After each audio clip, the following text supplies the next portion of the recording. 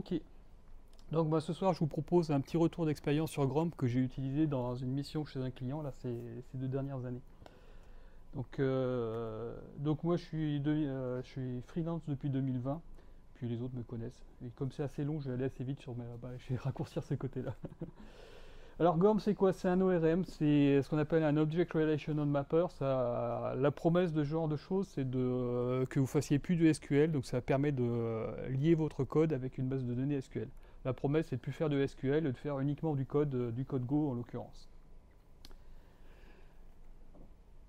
Alors, par exemple, qu'est-ce que ça donne avec un ORM pour envoyer des données dans une table? On a une structure de données en Go, on passe un pointeur sur cette structure, on demande à la DB de créer une nouvelle ligne et c'est fini.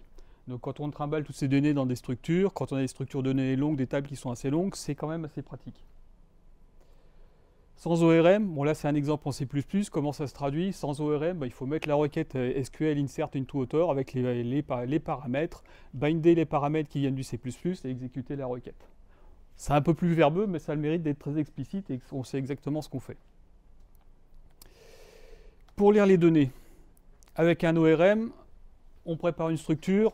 Là, on va récupérer potentiellement plusieurs utilisateurs. Donc, on prépare une liste de structures et on fait une requête.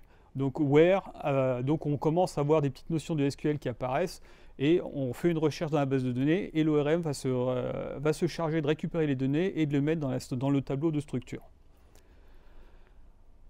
Donc, ce que donne la doc, c'est qu'en fait, ce qu'il va exécuter, c'est un select étoile sur la table. Donc, si vous avez des grandes tables et que vous n'utilisez pas tous les paramètres, c'est pas forcément optimal. Donc, c'est un premier warning que je vois avec cet ORM. Je pense que c'est global à tous les ORM. Sans ORM, là, il faut faire la requête SQL, select is read from article. Donc là, c'est aussi un exemple en C++. Donc, on a la requête SQL, on fait le bind de paramètres qui correspond au point d'interrogation, et ensuite, on récupère les paramètres, les données ici avec une boucle. Donc là, ça permet de récupérer toutes les lignes. C'est plus verbeux, c'est un peu moins pratique à écrire.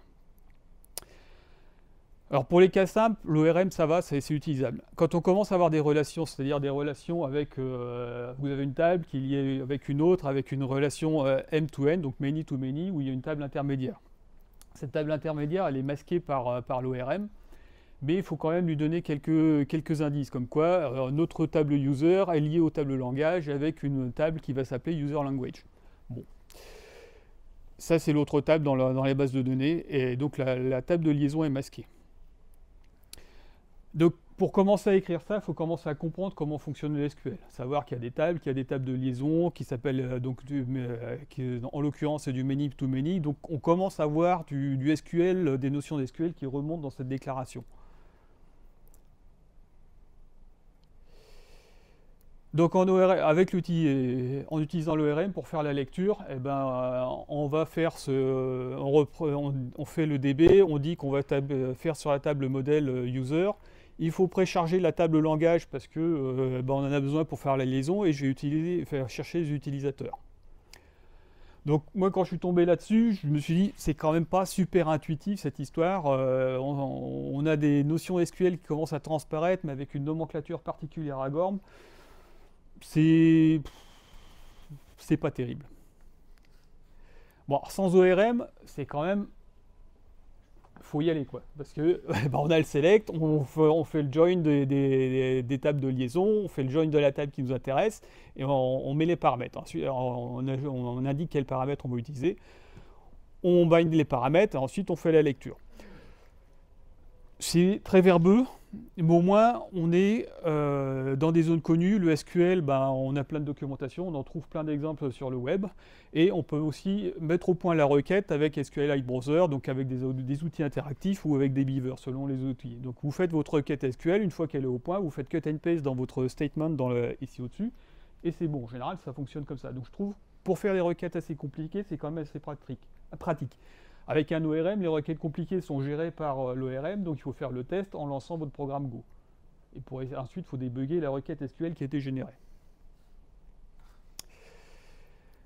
Alors, quand ça commence à être compliqué, parce que vous avez des tables de liaison qui sont assez compliquées avec plusieurs liaisons, bah, une astuce que j'ai pas mal utilisée, c'est de contourner Gorm. C'est-à-dire, je préparais une structure ad hoc pour mettre les résultats, et je crée ma requête SQL qui allait bien. Bon, là, j'en ai mis une très simple, mais c'est pour vous expliquer comment ça fonctionne. Et donc, avec ce truc-là, j'ai pu faire des requêtes SQL assez longues et qui étaient assez optimisées, et que je pouvais mettre au point dans SQLite Browser aussi. Donc ça, c'était une autre façon de... Enfin, du coup, je contournais Gorm, je m'en servais plus, quoi. Les effets de bord que j'ai vus. Le couplage. Vu qu'on peut utiliser ces structures pour déclarer un modèle ou pour avoir une interface directe avec la base de données, c'était intéressant d'utiliser aussi le même type de ruse pour faire l'interface avec les l'API. Donc c'est pour ça qu'il y a les paramètres JSON. On dit cette structure, eh ben, je peux la convertir automatiquement en JSON. Le problème, c'est qu'on fait un couplage fort entre la structure de données utilisée dans l'API et les structures de données utilisées dans la DB. Donc si on modifie la DB, on casse l'API. Donc on l'a fait au début, puis après j'ai commencé à tout défaire.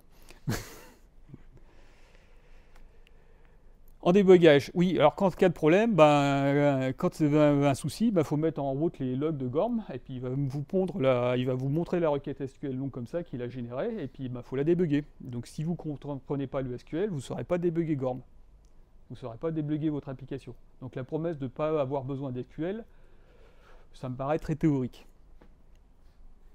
Et en plus, c'est des tables de liaison qui sont créées par Gorm. Donc si vous n'êtes pas vraiment au fait de ce qu'il doit faire pour que ça fonctionne en SQL, vous allez voir apparaître des tables, elles viennent d'où ces tables? Donc c'est pas super pratique non plus.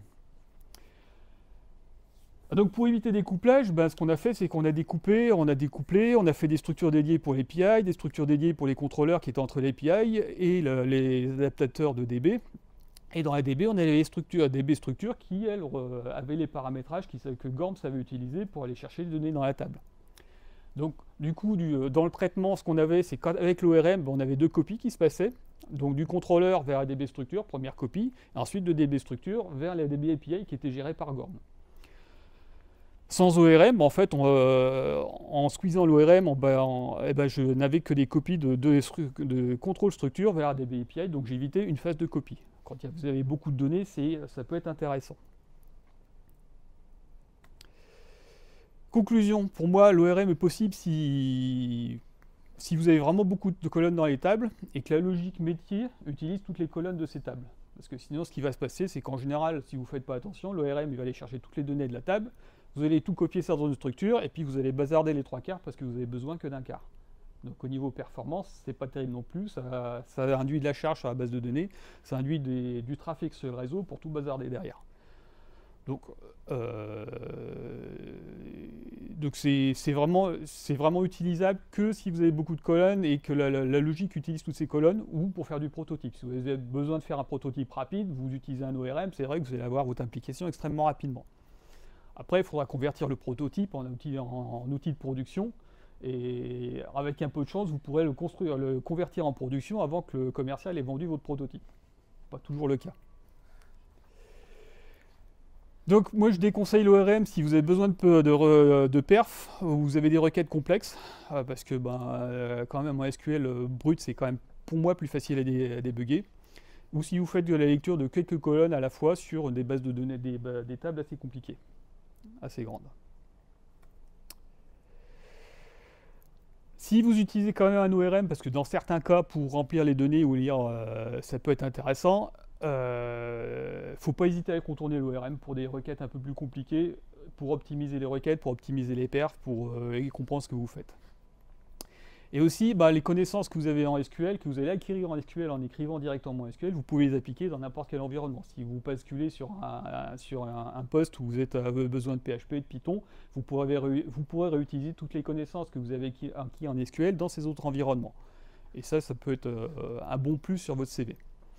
Alors que toutes les connaissances Gorm, et il y a vraiment une doc assez énorme pour mapper toutes les notions SQL, pour les mapper dans Gorm, avec toute une couche d'abstraction qui ne s'applique que sur Gorm. Donc vous allez devoir faire un effort énorme pour pouvoir bien utiliser Gorm, comprendre toutes ces notions, et ça ne sera pas réutilisable directement en SQL, pardon, dans notre environnement.